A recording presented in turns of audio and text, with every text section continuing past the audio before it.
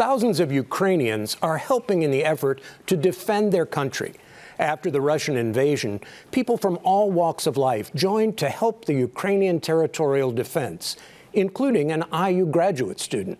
Mitch Legan connected with her over Zoom and shares her story.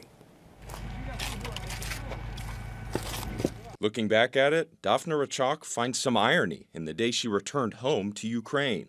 It's kind of funny because we came back, we returned on Ukraine's Independence Day. It was August 24th. Rachak had returned to continue her HIV research for IU's Department of Anthropology.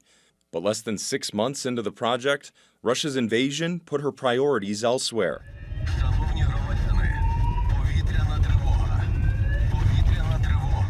But when the full-scale invasion happened, basically we also reoriented ourselves a little bit to becoming volunteers. So we have been like full-time volunteers with like a flavor of researchers, so to say.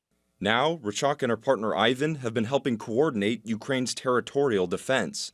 Initially, they were helping relocate people fleeing the country, connecting them with housing or helping them find a way out of Ukraine. They also assisted with media projects to help get their message out.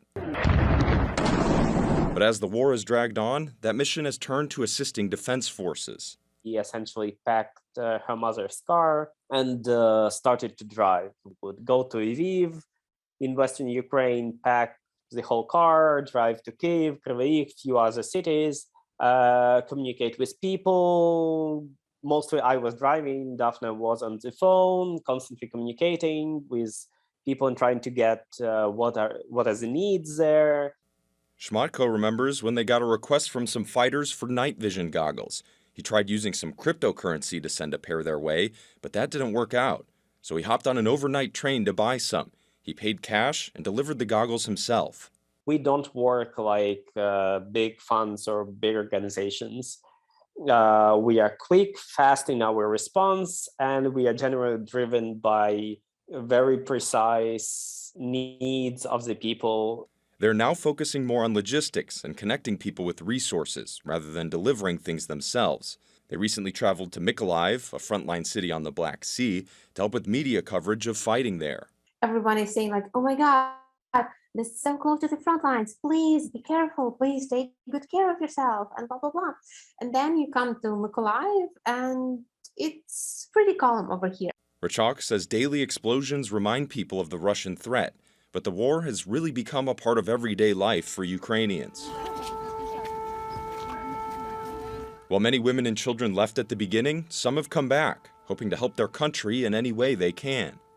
The closer you are to the actual conflict, in a weird and odd way, the easier you feel, because you are in the moment, you know what to do, you have a lot of things to do, and you don't have to constantly think and overthink about, okay, like what is going to happen.